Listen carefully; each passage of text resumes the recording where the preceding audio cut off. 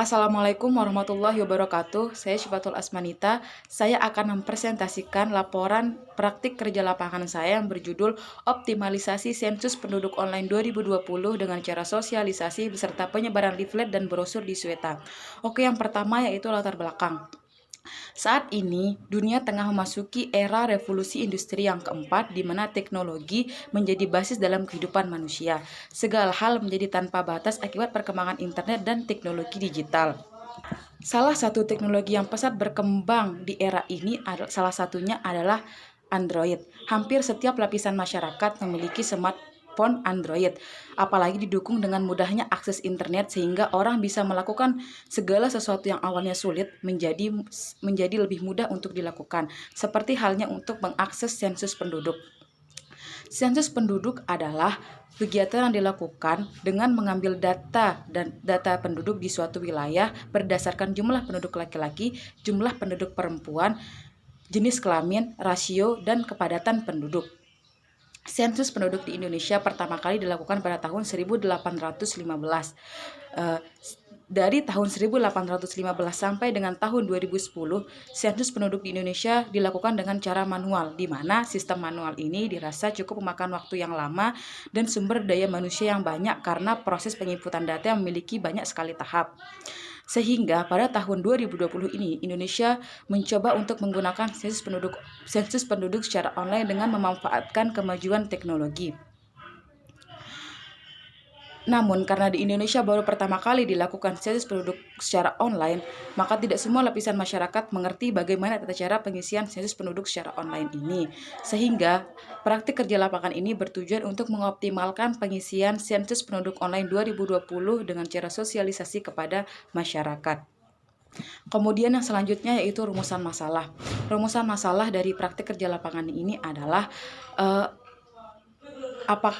bagaimana tata cara sensus penduduk online 2020, kemudian tujuan yang ingin dicapai dari praktik kerja lapangan ini adalah untuk mengetahui tata cara sensus penduduk online 2020, kemudian mengaplikasikannya dengan membantu mensosialisasikan dan menyebarluaskan informasi kepada masyarakat terkait sensus penduduk online 2020. Adapun manfaat yang bisa didapatkan dari praktik kerja lapangan ini yang pertama yaitu memperoleh pengalaman dan pengetahuan tentang tata cara sensus penduduk online 2020. Kemudian yang kedua itu memperoleh keterampilan pengalaman kerja serta menambah wawasan bagi mahasiswa. Kemudian yang ketiga yaitu melatih keterampilan dan kreativitas mahasiswa dalam mengaplikasikan teori yang sudah didapatkan di bangku perkuliahan. Kemudian yang selanjutnya yaitu profil instansi. Yang pertama yaitu Badan Pusat Statistik. Badan Pusat Statistik adalah lembaga pemerintah non-departemen yang bertanggung jawab langsung kepada Presiden. Sebelumnya BPS merupakan Biro Pusat Statistik yang dibentuk berdasarkan Undang-Undang Nomor 6 Tahun 1960 tentang Sensus dan Undang-Undang Nomor 7 Tahun 1960 tentang Statistik. Sebagai pengganti kedua undang-undang tersebut ditetapkanlah Undang-Undang Nomor 16 Tahun 1997 tentang statistik. Berdasarkan undang-undang tersebut yang ditindaklanjuti dengan peraturan perundang-undangan di bawahnya, secara formal nama Biro Pusat Statistik berubah menjadi Badan Pusat Statistik.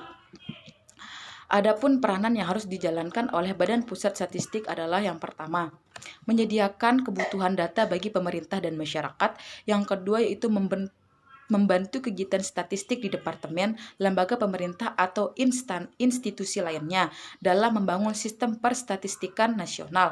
Kemudian yang ketiga yaitu mengembangkan dan mempromosikan standar teknik dan metodologi statistik dan menyediakan pelayanan pada bidang pendidikan dan pelatihan statistik. Kemudian yang terakhir yaitu membangun kerjasama dengan institusi internasional dan negara lain untuk kepentingan perkembangan statistik Indonesia.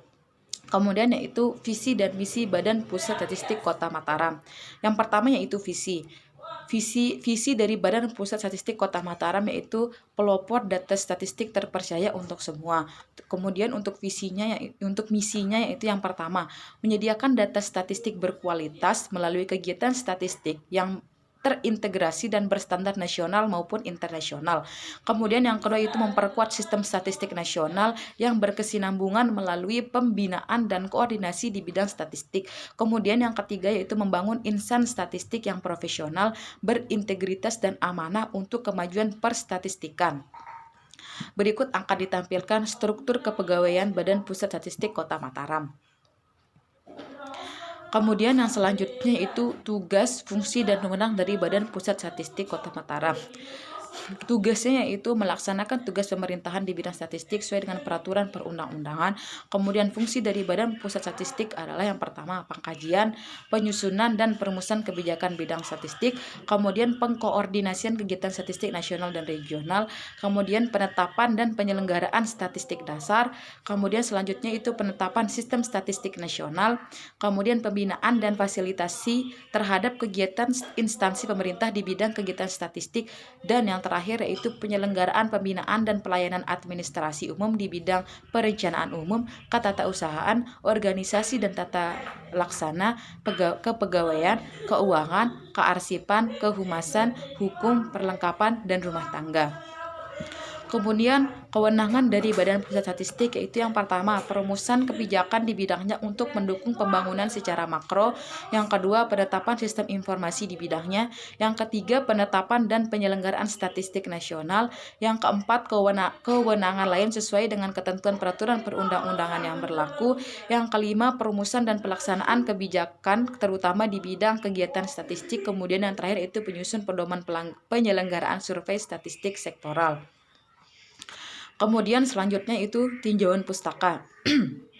Yang pertama yaitu sensus penduduk. Dalam pengumpulan data, ada 3 metode yang sering digunakan yaitu sensus, survei, dan registrasi. Pengumpulan data dengan menggunakan metode sensus adalah pencacahan secara menyeluruh terhadap penduduk yang ada di suatu daerah tertentu dan pada waktu tertentu. Hampir di semua negara, sensus penduduk merupakan sumber utama data kependudukan. Dan di Indonesia, sensus penduduk dilakukan sensus penduduk dilakukan 10 tahun sekali. Pelaksanaan sensus penduduk di Indonesia dapat dibedakan menjadi 2 periode, yaitu periode sebelum kemerdekaan dan periode setelah kemerdekaan.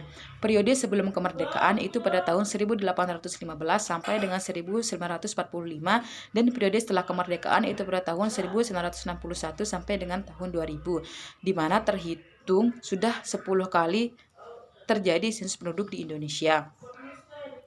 Kemudian tujuan dilakukannya sensus penduduk ini adalah untuk menyediakan data dasar kependudukan dan bangunan serta potensi desa.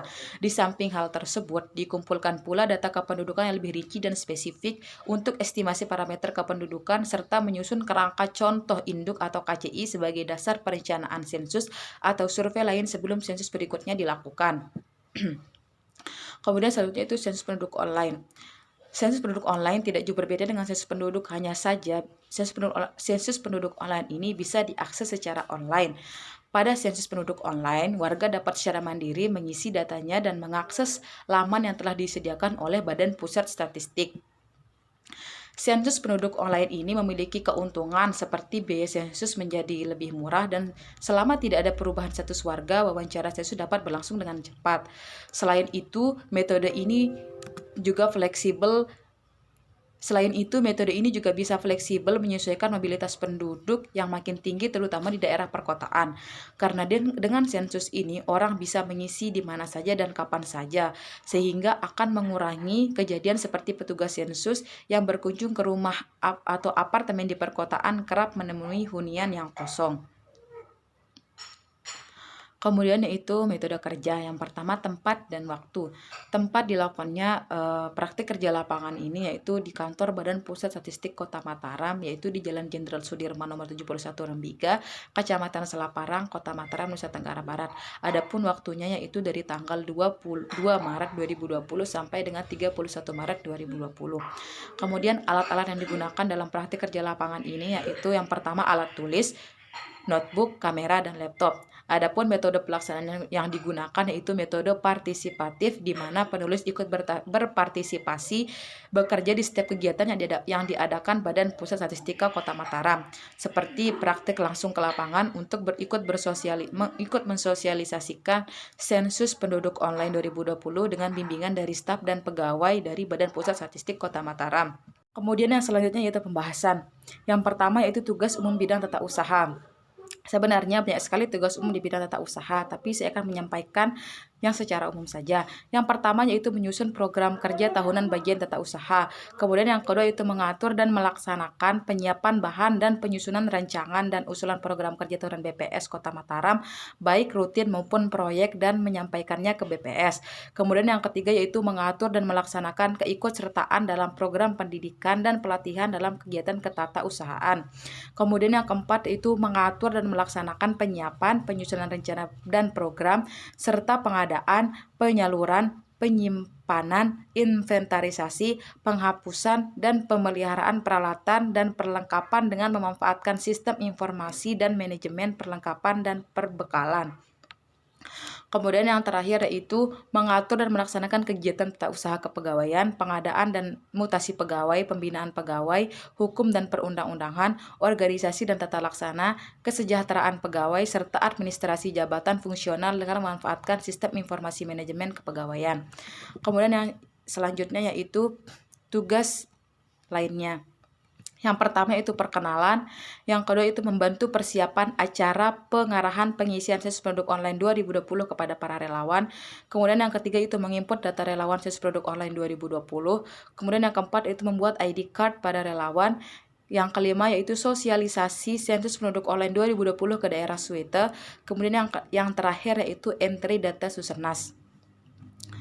Berikut yaitu langkah-langkah pengisian sensus penduduk online 2020.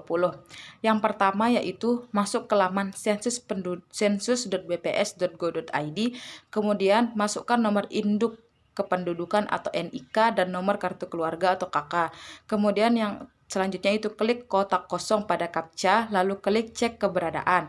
Kemudian yang keempat itu jika baru pertama kali melakukan akses pada sensus penduduk online, buatlah kata sandi dan pilih pertanyaan keamanan yang paling sesuai. Kemudian klik buat password. Selanjutnya itu masukkan kata sandi yang telah dibuat, lalu klik masuk. Kemudian bacalah panduan awal mengenai pengisian sensus penduduk online, lalu klik mulai mengisi untuk memulai pengisian. Kemudian pilihlah bahasa yang paling Anda kuasai, terdapat 6 pilihan bahasa yang bisa digunakan untuk pengisian. Kemudian ikuti petunjuk dan jawablah seluruh pertanyaan yang diberikan dengan jujur dan sebenar-benarnya. Kemudian yang terakhir yaitu setelah mengisi seluruh pertanyaan, tandanya bahwa Anda telah selesai mengisi. Yang terakhir yaitu penutup. Yang pertama kesimpulan. Kesimpulan dari kerja praktik lapangan ini adalah yang pertama, kerja praktik merupakan salah satu kegiatan mahasiswa yang dilakukan di masyarakat maupun di perusahaan untuk mengaplikasikan ilmu yang diperoleh serta mendapatkan umpan balik perkembangan ilmu pengetahuan dan dari masyarakat maupun melalui pengembangan diri dengan mendalami ilmu tertentu dan mengaplikasikannya. Kemudian yang kedua, kerja praktik dilakukan mahasiswa agar mahasiswa dapat lebih mengenal kegiatan-kegiatan nyata dalam ruang lingkup suatu instansi dan memberikan gambaran nyata mengenai dunia kerja. Kemudian yang ketiga yaitu Badan Pusat Statistik adalah lembaga pemerintah non-departemen yang bertanggung jawab langsung kepada Presiden. Kemudian saran yang pertama untuk BPS Kota Mataram. Perlu adanya evaluasi harian terhadap mahasiswa yang melaksanakan kerja praktik sehingga pengalaman dan wawasan yang diperoleh menjadi terarah sesuai dengan tujuan dan kegiatan yang dilaksanakan. Yang kedua yaitu untuk program studi matematika Fakultas MIPA.